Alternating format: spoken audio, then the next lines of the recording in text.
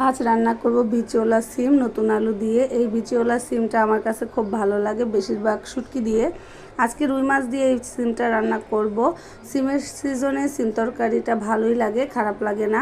মাছগুলোকে কড়া করে দেখেন লাল লাল করে ভেজে নিচ্ছি। এখন এই মাছ দিয়ে আমি সিম তরকারিটা বসিয়ে দিব। এখানে মশলাটা কষিয়ে নিয়েছি।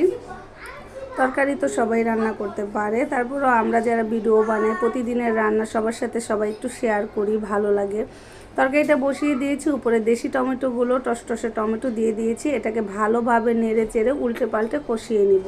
দেখেন আমার কষানো শেষ। এটাতে এখন পরিমাণ মতো পানি দিয়ে দিব। দেওয়ার পর যাতে সিম আলু সুন্দর ঝোল মাখা মাখা হয়ে যায়, একে একে আমি মাছগুলো দিয়ে দিয়েছি। দেখেন এখন এটা আস্তে আস্তে হবে, সিদ্ধ হয়ে যাবে, আরও সুন্দর তরকারিটা টান টান হয়ে যাবে। দেখেন আমার তরকারিটা প্রায় হওয়ার পর্যায়ে। এখন আমি এটাতে ধনেপাতা দিয়ে দিচ্ছি।